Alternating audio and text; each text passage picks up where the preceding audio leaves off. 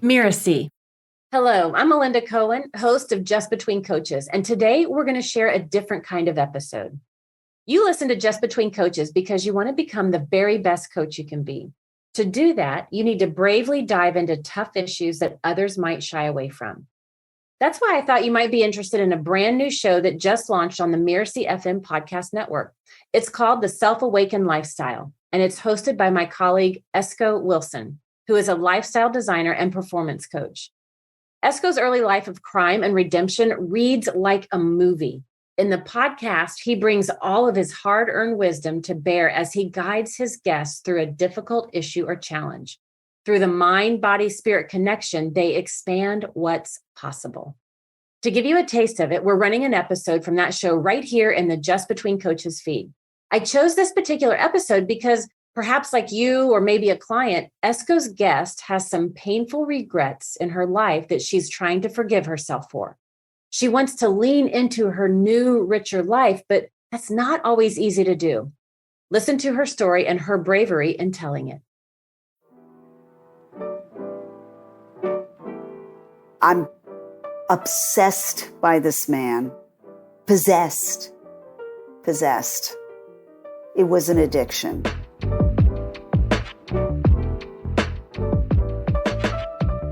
I am Esco Wilson, and this is the Self-Awakened Lifestyle. I'm a lifestyle designer and performance coach, and I've helped hundreds of professionals learn how to tap into the power of their innate potential and thrive on a whole new level. I've seen lives change. I've seen my own life change, and I want to help more people. That's what this podcast is all about. Bringing my own experience together with scientific principles and holistic practices to help listeners enhance their personal and professional performance. In each episode, I guide my guests through a difficult issue or challenge, and through the mind-body-spirit connection, we will expand what's possible.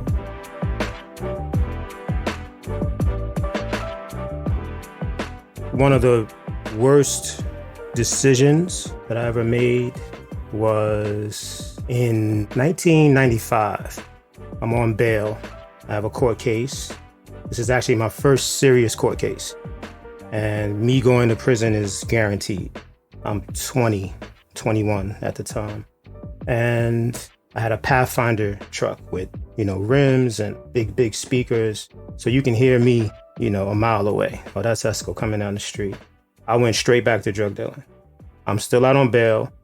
I have about 3 months before I'll have to turn myself in and be sentenced to go to prison. And I had to get my money up. So I started rebuilding my clientele. I had been away for about 5 months. And I knock on the door. This is New Jersey in the suburbs. Great client. It's a woman in her mid-30s. And she opens the door. I noticed that her belly was protruding. And this was like a woman 5'10" and slim. And her belly was sticking out. So she was obviously pregnant and caught me off guard. I'm like, oh, look at this. She's like, nah, I'm okay. Basically saying that it's okay to continue with the drug transaction. And in that moment, I had a choice to make. And I made the worst decision of my life. I went ahead and I sold a woman clearly pregnant, easily 6 months, I would say. And I sold her cocaine, knowing that is in no form or fashion beneficial to herself and obviously to this, defenseless child. And only now do I have like deep remorse. Like I get really, really triggered. Like I cry, like tears come to my eye thinking about how I strategically maneuvered my mind into dominating my belief system, like deep down. Like I know that was crazy. Like, what are you doing? Like, are you crazy? And to achieve this identity, to live up to this drug dealer persona, like I got to do what I got to do narrative, I just violated some deep core values. And I get out of prison a few months later, I go right back to drug dealing. So she becomes a client. And now the baby is born. And I watched that child as a little girl. I watched that little girl grow up into about maybe 6 or 7 years old. And this is not like me guilt tripping or trying to like make the story more heavy so I can feel more shameful about it. There was something literally wrong with this child. and she was not developing in a way that I felt was natural for a little girl to be growing up. In a middle-class home, suburban New Jersey, this child was mentally deficient. And I still went to that house multiple times a week and delivered cocaine. And then I graduated to delivering crack cocaine.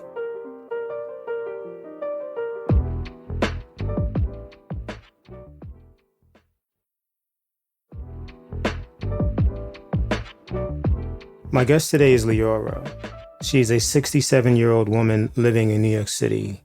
She is divorced, has 2 grown sons, and recently joined a gym in an effort to connect with others and break out of the loneliness and isolation she's been feeling since moving back to the city during the pandemic. Leora joined my small group lifestyle engineering program recently.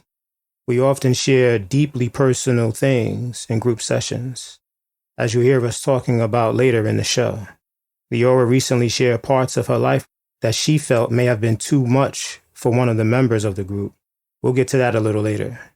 But first, I asked Leora on the show today because in our private sessions, she consistently referred to being unlovable. This idea that her past behaviors that she engaged in a different time in her life have resulted in a person who is now unlovable, a person who doesn't deserve to be loved. And with that ideology, she traps herself in isolation. Now, the thing about her being trapped in isolation is that she does not want to be in solitude. It's essentially a punishment, putting herself in this situation and doing it deliberately to prove that she's unlovable. I asked her to be on the podcast because I believe giving a voice to this part of her that is framed unlovable is a beautiful opportunity to allow that person, that part of her, to be loved, to share their story and be heard and be seen and allow the light to be shined upon them instead of being trapped in solitude. So, Leora, how do you start describing and sharing your life? I became a grandmother on Sunday. I'm so happy to hear that. How do you feel about that? I'm just super, super excited to have this little baby in my life. What's this person's name? Henry Julian. And he has a Hebrew name that is Aviv, and that's my maiden name. Your maiden name? Yeah. What makes that important, if anything? So in the Jewish religion, often you name your child after a family member who's no longer living. So Henry was a favorite uncle who's no longer alive. Julian is named for Matthew's father, my ex-husband. So each family member got to name, and then together they decided that they would give him the Hebrew name of my maiden name. It makes me feel honored and treasured and loved, really loved, that they would honor me with this gesture. It's an honor. I'm so happy to hear that. Wow. Yeah. I'm so happy to hear that. That's beautiful. Yeah. Yeah. I'm thrilled. It brought tears to my eyes that they would do that. And I would never have said, I need it to be named. I need this. Nothing. Not my place, not my child. I'm not that kind of intrusive mother. It was done to me. It was very unpleasant. I'm not carrying on that ugly tradition. So I kept quiet. And when they told me, I was blown over with delight. What happened to you? So you said, I didn't like it when it happened to me. What happened to you? Oh, so I did not find out that my first was a boy. So we had a male name and a female name.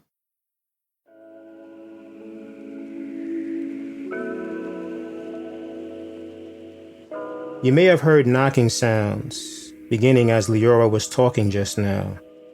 There is construction going on in her building, and we stopped the session briefly while she went and asked if they could stop for an hour during our recording. They did. and Leora was very pleased, both with herself for asking and with the workers for granting the reprieve.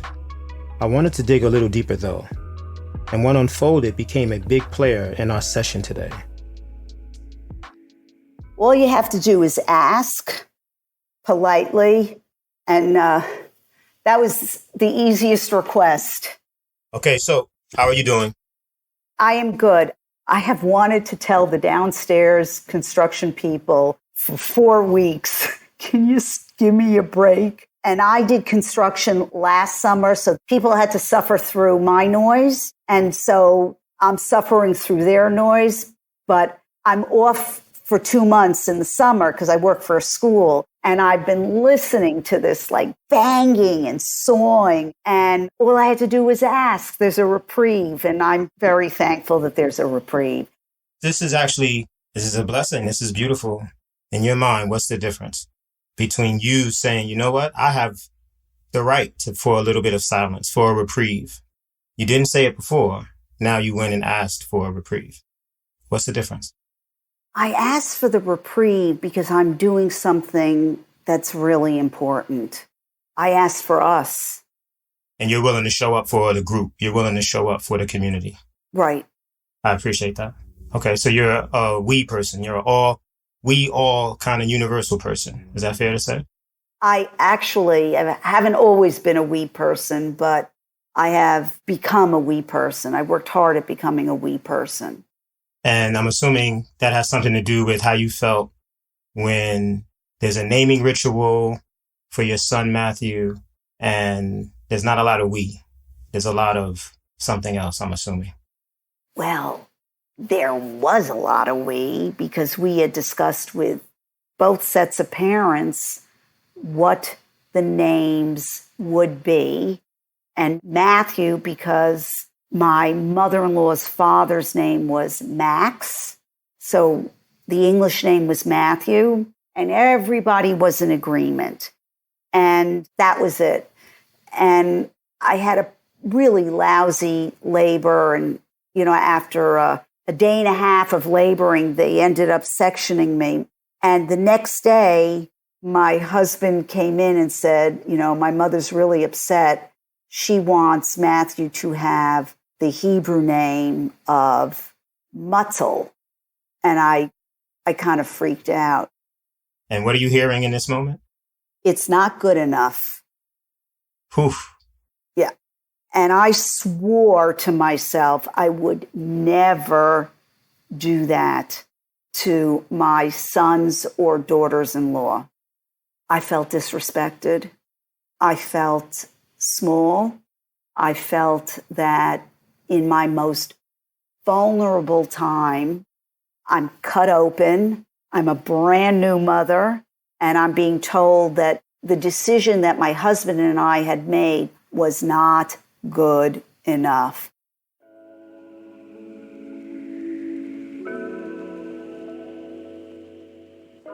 I wanted to talk a little more with Leora about the time in her life, living in New York with her husband, Paul, and her new baby, Matthew.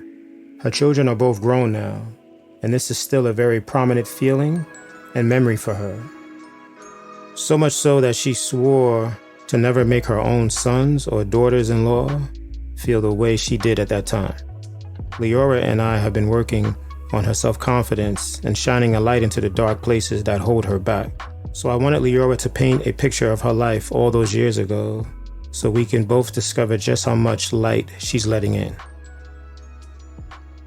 In 1985, we were in a one-bedroom apartment, Paul, Matthew, and me, and we decided to buy a two-bedroom apartment. And we looked, and we looked, and we looked, and New York was very expensive. And we had friends that had moved to Short Hills, New Jersey. And one day they call us up, come see our new house. And we did.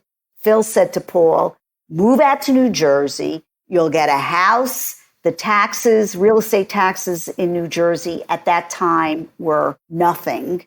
And the school system is fabulous. Fabulous. You don't have to pay for a private school. But you didn't want that. I didn't, but I went along with it. What'd you want? I wanted to stay in the city. Why? Because that's what I knew. And my parents were here. Okay. And I was working, and I had a babysitter for Matthew, and I never got out of work on time, and I was able to call my mother and say, can you meet the babysitter? And she would. And I had my family. Family. You're a family person. Right. I had my parents. And it was very, very important to have my family. So you land in New Jersey, and what happens? And I can't say that I had a breakdown, but emotionally, I descended. Because now I'm in the suburbs. And I had one friend, Betsy. I had nobody. Paul would leave at 6 a.m. and come home like 8 o'clock at night. And it was me and Matthew. And I was homesick, terribly, terribly homesick. I was homesick for my mother, and I was lonely. I was really, really, really lonely.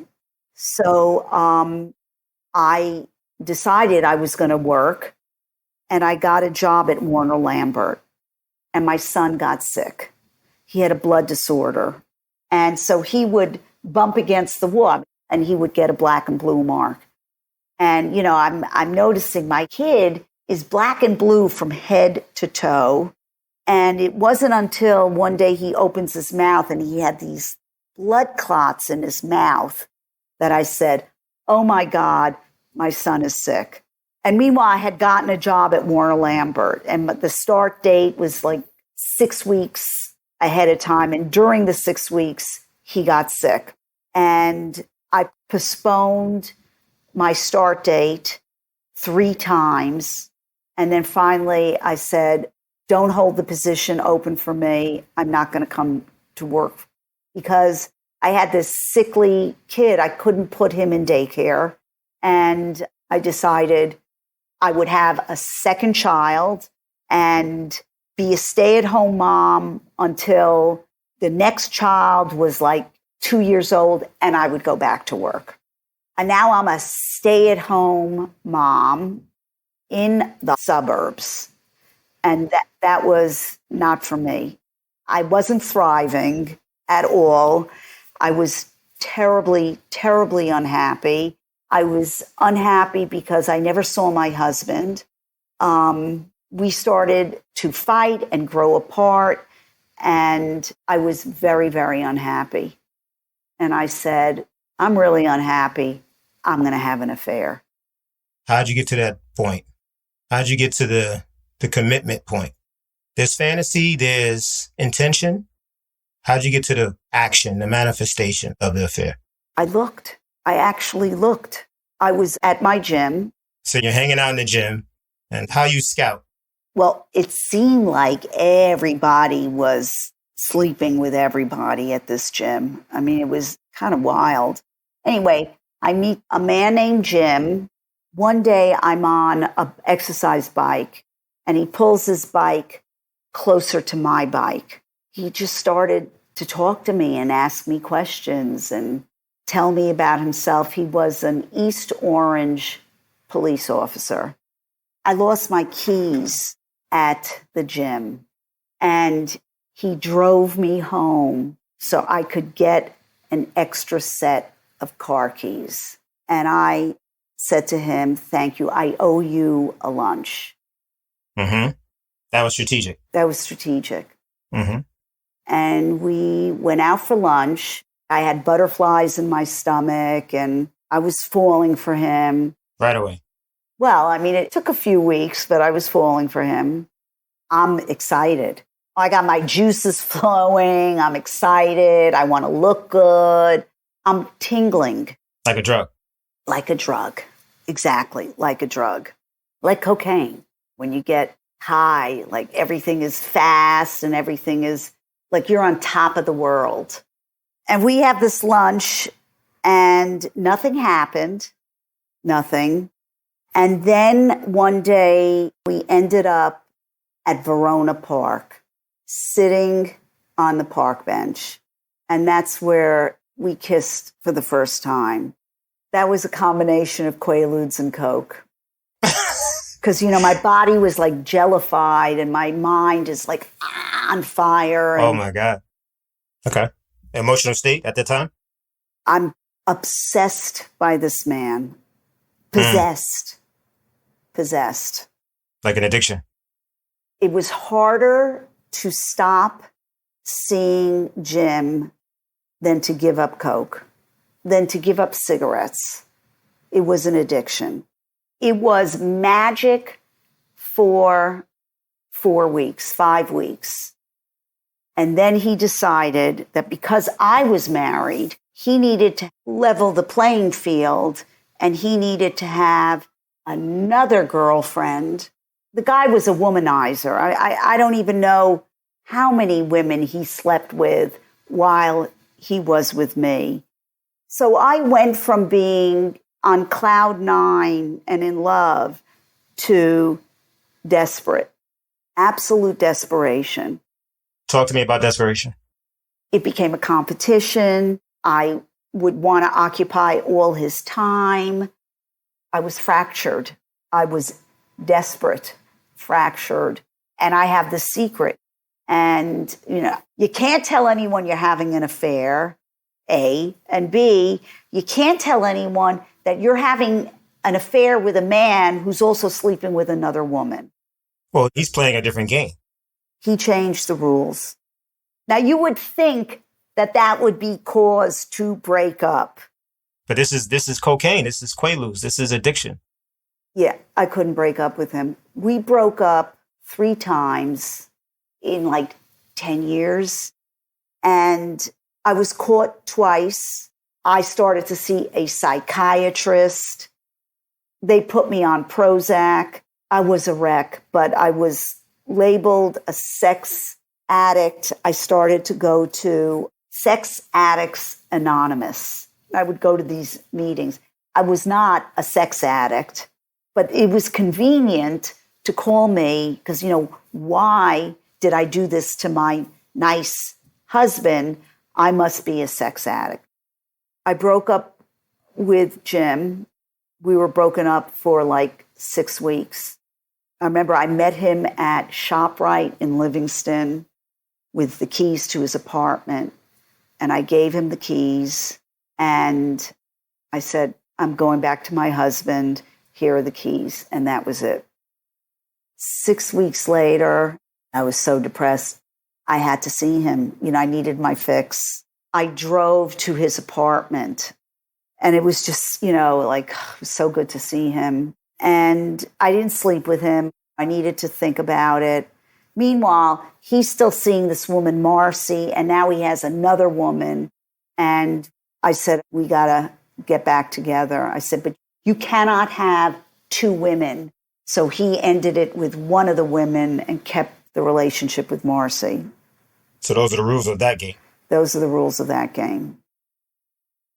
I slept with Jim and the condom broke. And I think I'm going to get pregnant from this man. What do I do? I went home. I seduced my husband. And we did not use contraception. So I get pregnant. I don't know whose baby it is. And I would have ended up with a blonde, green-eyed baby. But I have, dark-eyed babies, very Jewish-looking babies. And Jim was Irish Catholic. There would have been a paternity test. And I had an abortion. It wasn't pretty. It was not pretty. And, when you have kids, to terminate a pregnancy, I love babies. And I'm terminating a pregnancy. That was big.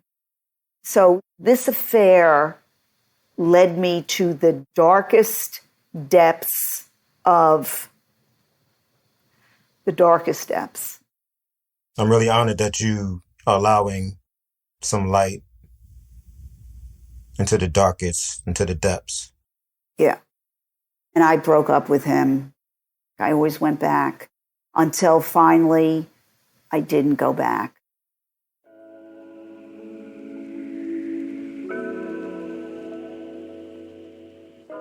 Leora is recognizing that Jim and the affair represented some kind of bottom.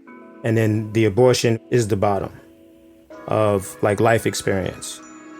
So the bottom for Leora is almost like somebody who's claustrophobic, who creates a sequence of events that lands them into like being trapped in a grave or being trapped in a very small container. And she's the only one who knows about this. And there's nobody else that she can share it with. So that heavy emotion, that heavy story is trapping her in solitude. So in this process of us being invited into her solitude, into her isolation, and her deep story, bringing light and helping to unburden and make things a little less heavy, that part of her receives love, and that part of her can now participate in the beautiful journey ahead, the journey to be spent with her first grandchild as a whole person, because that's the only way that she can overflow unconditional love. Leora has to be a whole person. That means the woman that made a decision and put herself into a very heavy experience in life, that woman has to be part of the grandparenting experience in order for Leora to have an overflow of love that spills unconditional into the life of the baby, into the life of her son, into the life of the son's mother. I love babies. Babies they're so perfect and they're so innocent. They're perfect. They have these little fingers and toes and that little stomach, and they're just so innocent and pure. And there's all this potential. They're beautiful. And babies are miracles. You know, it's like there's a God because a man and a woman, with the help of God, creates life. And then that life is in a woman. And she carries this life for 9 months. And she feels it. And it moves. And it kicks. And you're a miracle. You're a walking miracle. And then 9 months come and the baby comes out. And it's religious. It's spiritual. How you feel? I'm crying. You know, I'm holding my grandson and, oh my God, he's so perfect. It's a blessing. It's an absolute blessing. That is very powerful. And you finally made it back to New York. I made it back. And you're lonely. I'm lonely. And I just, everyone's suggesting, take a class, do this, do that. And, I'm depressed. So I'm not doing any of these. I wake up at 5, I'm on the road at 6, I go to work. So you're in New York, and as before, you're depressed. And you find a gym to help you. Well, I first started to go, I went after work, I went on the weekend. I went a lot, but I feel invisible. That's how I felt. I thought I would strike up a friendship. I would talk to people. I'd walk in invisible. Nobody would look in my direction. And I said, okay, I'm going to start taking classes. And so I think it was either the Sunday morning class or the Friday at 5:30, because those are the 2 times you teach. And I took the class and I said, this is for me. I want to do this. And the rest is history. Invisible? No, I'm not invisible. Because I noticed people looking to me for the pose when it used to be me looking to them for the pose.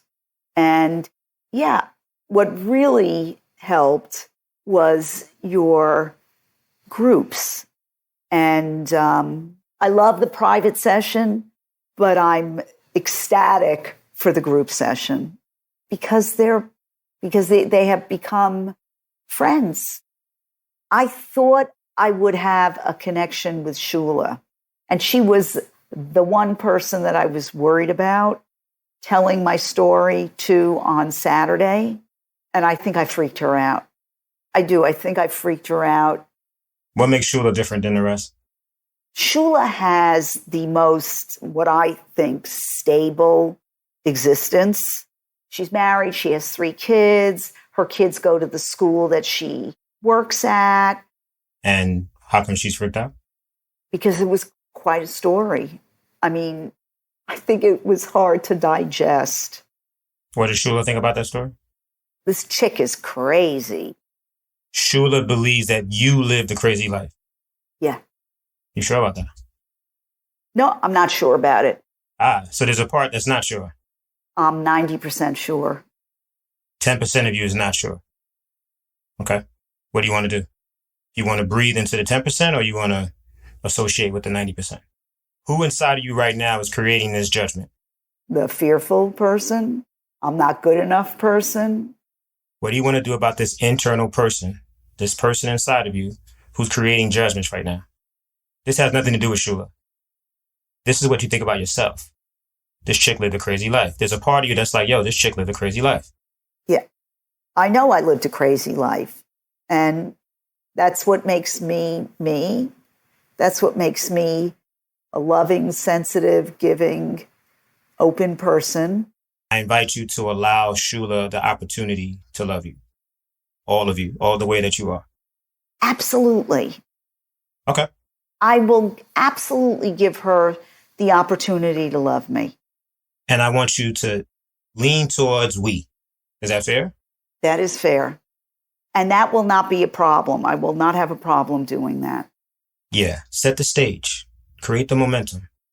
You're in New York and you are a we person. You allow the we to emerge in your existence, in your life. And when the we is not present, you feel it. You feel depressed. Okay. And I'm asking you, and I'm going to work with you. I got love for you and I appreciate you sharing. I'm asking you to allow yourself mistakes and growth, allow Shula mistakes and growth, and to be open and connected and vulnerable and curious as you explore we in New York City. This is post-COVID now, so now who knows what's good. Things might open up. You might find you another gym. I mean, a gym membership. Right, gym in the gym. What did you learn today? How to perfect the we. Ooh, I love it. I learned that too. What stood out for me was I was about to move on from the gym explorations, and there was something deep. You talked about darkness and depth, heaviness, and we talked about putting some light into that area of who you are and letting that area of who you are express itself. And you made sure that you talked about the abortion. And there's something about that part of you that has been forgiven by you. You've forgiven yourself in some way around that. I have, but it resonated with me because of the birth of my grandson. Look at that. Yeah. The cycle. And that's practicing the we, the cycle of life and legacy. And it's a beautiful conversation. I know it wasn't easy, because we go in and we start sharing things that people will have judgments around. This is 100% guaranteed. Oh, yeah. And to have ownership over all that we are and to be able to say, yep, I've forgiven myself to the point where I can literally tell you the details, tell you who I was being in those moments, thinking the way that I was thinking. And I forgive her. I love her. She is me. We are all. I love it.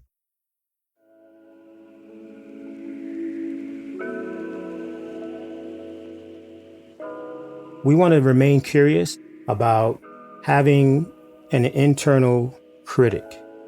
There's something inside of us that's receiving criticism. Does that person inside of us have a friend, a companion, someone that is willing to listen to that internal part of us that's getting criticized and tell them the truth? So again, we're talking about a we model. What does a we model really look like? In my opinion, is heal, nurture, love self so much that it overflows unconditionally into the life of the people that are around you. And then I ask you to be discerning with the people that you allow to be around you. I shared my story with the groups, about 10 of us, and one of our members, for some reason, in my mind, she looks like what I believe the young girl would look today. This is the child that was in the womb when I sold cocaine to the mother. And I watched this child grow up from about 1 to, I would say, easily 7. I believe I contributed in many, many ways to not only some mental disabilities, but then I took her mother from her. So it wasn't just in the womb that I, violated her nurturing dwelling space, but I contributed to a mother who is not going to be able to show up, in my opinion. And every time I talk about this story, I find myself like tearing up. It is definitely something that if I could do it over again, that would be one of the things that I would do over. And for me, that's a lot, because I believe there's opportunity in anything. The worst atrocities can lead to a bigger, more beneficial meaning. And I'm not curious about exploring that type of frame, trying to find like the bigger accomplishment in what happened. Am I trapping myself by not allowing that? I guess that's like me wanting to be punished. Like I'd almost rather be reminded by the sadness that I was capable, that I might still be capable of that. So I'd rather hold on to it versus trying to elevate it into some bigger story. Or maybe this is me sharing, and this is the first time I can actually really love that part of me. Interesting. As I kind of sit here and allow my interpretations and my intuition and my somatic experiences come to life in the vibration of voice, I can literally actually feel a sense of lightness. Like I'm sharing what I'm labeling as one of the worst decisions of my life. And as I share it, I started to feel a sense of lightness. And now it makes me curious about how I trap myself on purpose. Again, to remind myself that sadness brings it into the body, a memory of certain behaviors. And I can see myself in Leora. And I hope when Leora hears this commentary that she can see herself in me. And I guess anybody out there who is using guilt or using a shame narrative as a way to remind yourself to never, ever tread in that direction again, I would invite you, and I definitely invite my friend Leora, when you're ready, to give language, let it vibrate. That part of you that's holding that shame, that part of you that's holding that guilt, let it speak, and speak to people that you trust to tell you the truth. And I feel myself doing that right now, allowing the light to shine in.